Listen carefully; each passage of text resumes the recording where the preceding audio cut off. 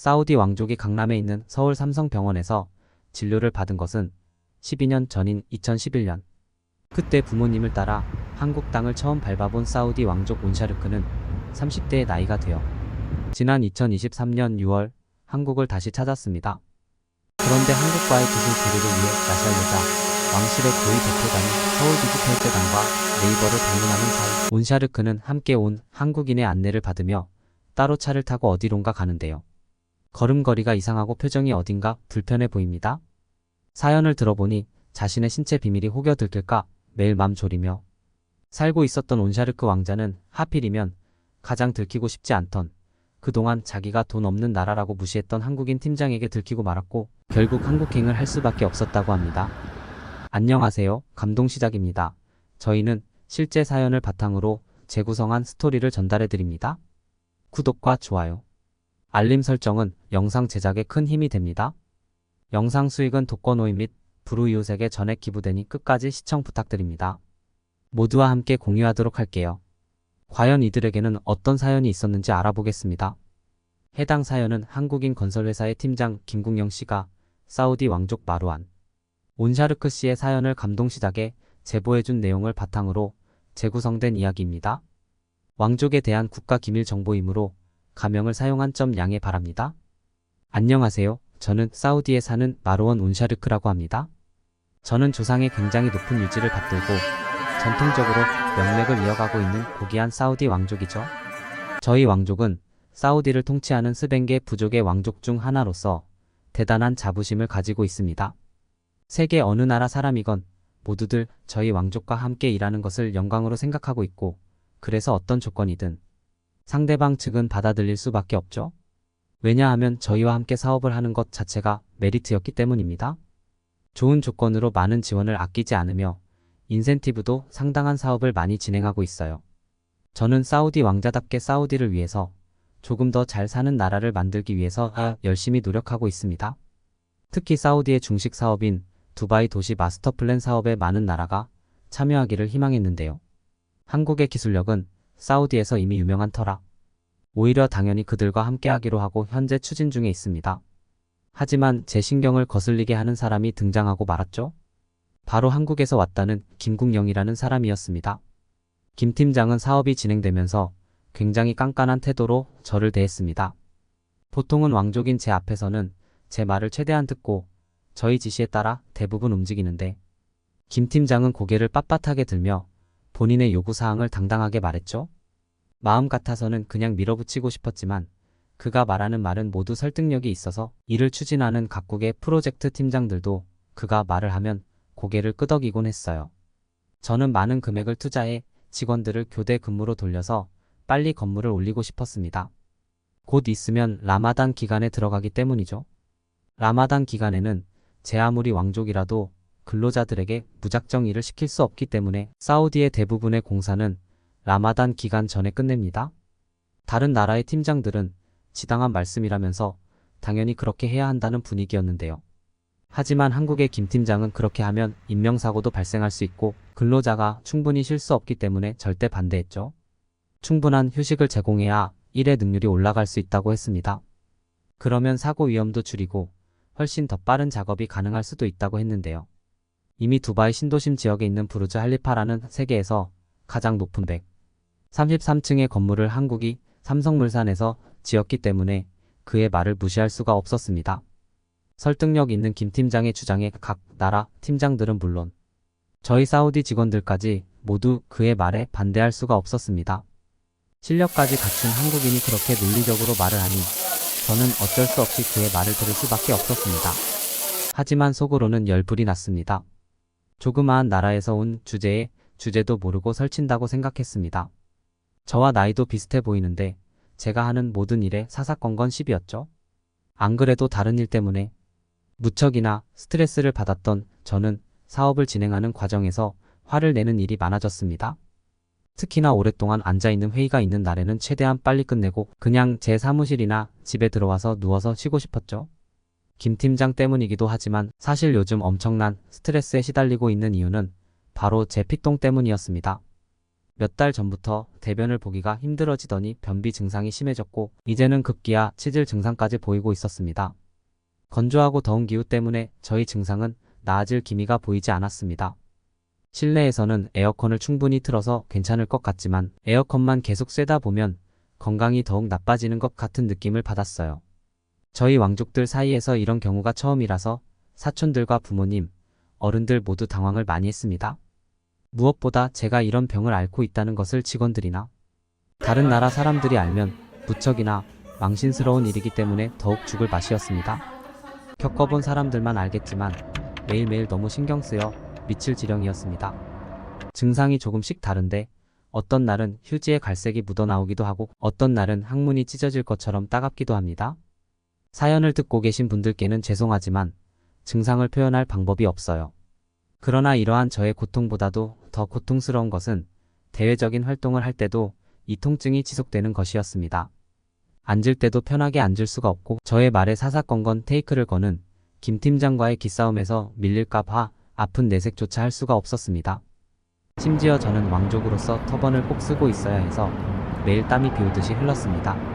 차마 전국적으로 비밀이 새어나갈까 봐 병원을 쉽게 찾아가지도 못했죠.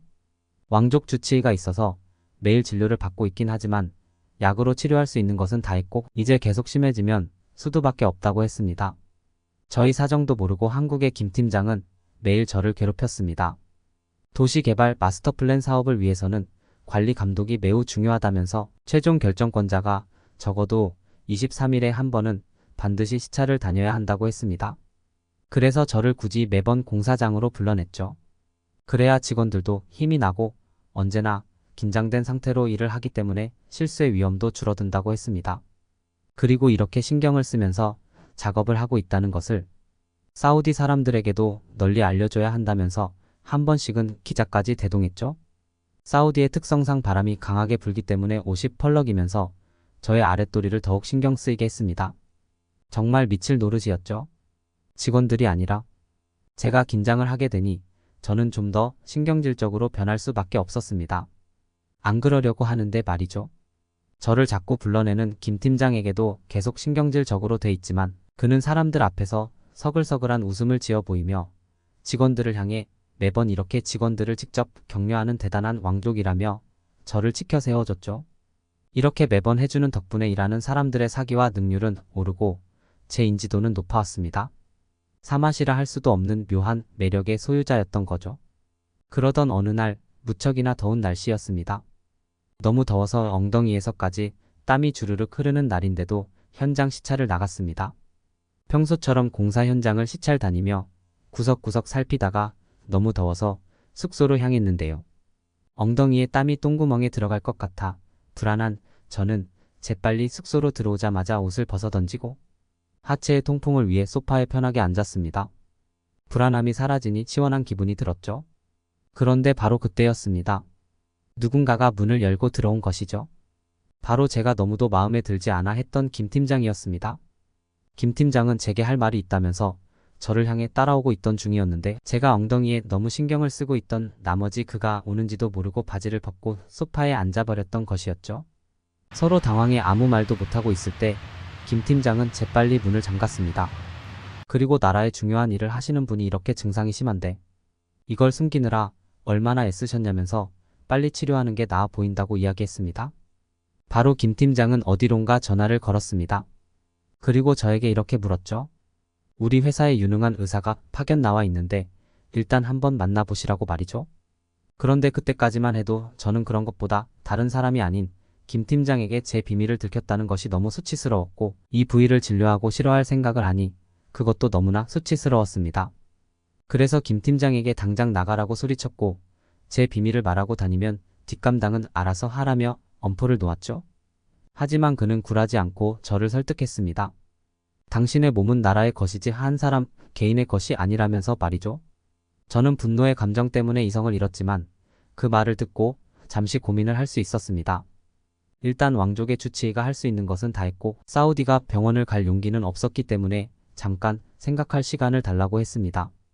그는 잠시 문 밖에서 기다리고 있겠다고 했고 저는 고민을 마친 뒤 그의 조언에 따르기로 했죠. 그리고 얼마 뒤 한국의 의사는 제 숙소로 찾아왔습니다. 의사는 이 건조하고 더운 나라에서 계속 걸어 다니면서 옷으로 통풍이 되지 않도록 하고 있으면 절대 안 된다고 이야기했습니다. 그리고 생각보다 증상이 오래된 것 같다면서 하루빨리 치료하지 않으면 더 큰 병이 될 수 있다고 했어요. 왜 지금껏 병원에 가지 않았는지, 이렇게 젊은 나이에 방치하면 절대 안 된다고 저를 달래듯 이야기했죠. 결국 그 한국인 의사의 차분한 언변에 제 속 이야기를 털어놓게 되었습니다.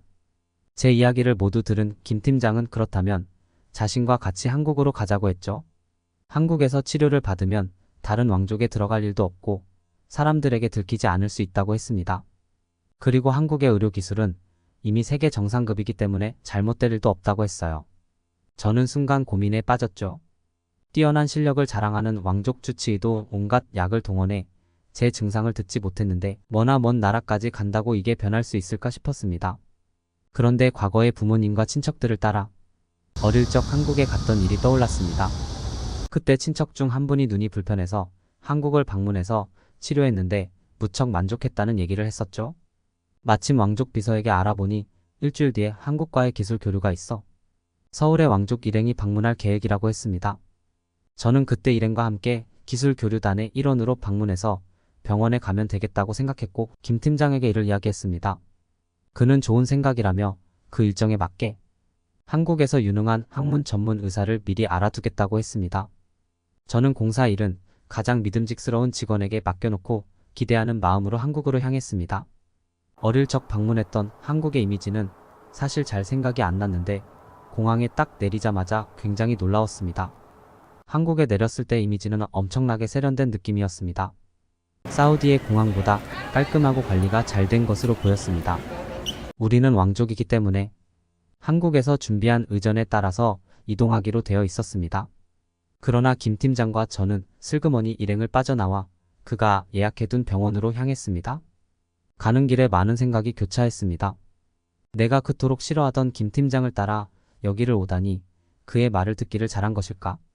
만약에 잘 치료가 되지 않으면 정말 무슨 망신일까? 등등 말이죠. 하지만 제 걱정은 병원에 도착한 지 1시간 만에 말끔하게 해소되어 버렸습니다. 병원에선 제 항문을 보더니 이 정도면 꽤 고통스러웠을 것인데 어떻게 참았냐면서 생각보다 오래 참으신 것 같다고 했습니다. 심각한 수준으로 볼 수도 있지만 여기서 치료하고 회복에만 전념하면 4일이면 충분히 다 나을 수 있다고 했죠. 시간이 없는 저에게 딱딱 요즘만을 말해주는 의사의 말에 신뢰가 가기 시작했고 저는 최대한 신속하고 절대 재발하지 않도록 잘 치료해 달라고 했습니다. 미가쇼어라는 기계를 통해서 하는 수술을 권했고 이 수술은 통증이 상대적으로 적고 회복이 빠르기 때문에 제 상황에 적합하다고 안내해 주었습니다. 저한테는 무척 심한 증상이었지만 수술은 생각보다 빨리 끝났습니다. 무려 43분 만에 말이죠. 수술이 끝나고 하루 정도는 안정하는 것이 좋다고 해서 바로 특실로 이동해서 편안하게 회복을 했죠. 병원의 시설도 두바이만큼 무척 좋았고 의사 선생님도 굉장히 친절했습니다. 회복하면서 누워있으면서 왜 진작 이렇게 치료하지 않았을까 생각했습니다. 결국 김 팀장의 말을 듣기 잘한 거죠. 다른 수술 방법에 비해 미가 쇠어 방법은 부분 마취에다가 금식도 필요 없고 심지어 입원을 안 해도 돼서 하루 안에 수술과 퇴원까지가 다 가능하다고 하니 한국의 의료기술에 정말 놀라지 않을 수가 없었습니다. 수술 당일 의사 선생님은 저한테 와서 그래도 며칠간은 병원에 머무르면서 최대한 회복에 전념하시길 권했습니다. 일행의 일정이 끝나면 함께 비행기를 타고 귀국해야 하기 때문에 그때까지는 최대한 회복을 해야 하기 때문이죠. 저는 이번 한국 방문의 목적이 이것이었기 때문에 그랬다고 했습니다. 간호사가 와서 회복을 위한 방법을 알려주었는데 좌욕이라는 것이 있었습니다. 정말 한국에는 없는 게 없었어요. 좌욕을 위한 기구와 케겔 운동을 위한 전동기구 등을 알게 되었고 사우디에 가져가기 위해서 가장 좋은 제품으로 구입했습니다. 다른 왕족의 가족들 선물용으로도 구입했어요. 여자에게 좋다고 하더라고요. 며칠이 지나고 한국을 떠나기 전 마지막 진료를 받는데 의사는 웃으면서 회복이 잘 될 것 같으니 3달 뒤에 다시 한번 오라고 했습니다. 원래는 한 달 뒤에 다시 와서 봐야 하는데 수술 후 회복하면서 매일 잘 살펴봤고 특별히 신경을 많이 써드렸기 때문에 괜찮을 것 같다고 했습니다. 혹시나 무슨 일이 있으면 전용기를 이용해 병원으로 바로 오실 수 있도록 병원장님과도 말씀 나눴다고 이야기했습니다. 그리고 방한 일정을 마친 일행들과 함께 다시 사우디로 발길을 돌렸습니다. 그 후 3달 뒤, 이제 정상적인 생활이 가능한 저는 한국 병원을 방문할 때 온갖 과일들과 먹거리를 챙겨봤습니다. 걸음걸이를 가벼웠고 한국의 세트벌 날씨가 너무 좋아 여행을 겸해서 방문했던 터라 기분도 무척 좋았습니다. 불안했던 제게 새 삶을 선사해준 김 팀장과 한국의 병원에게 너무도 감사한 마음에 그동안 한국이란 나라를 무시해서 한편으론 무척이나 부끄럽기도 했죠. 항상 신경질을 부렸던 김 팀장에게도 말이죠. 병원과 김 팀장에게 모든 것을 해주고 싶었던 저는 방법을 물어봤고 원하는 것을 말하면 다 해주겠다고 했습니다. 병원은 그저 자신들의 일을 했다면서 시술비만 달라고 요청을 했습니다. 옆에서 듣고 있던 김 팀장은 그러면 사우디 마샬르자 왕족의 이름으로 기부금을 주면 어떻겠냐고 했고 그러면 한국과 사우디의 우호관계 증진과 왕족의 이미지에도 도움이 될 것이라고 했습니다.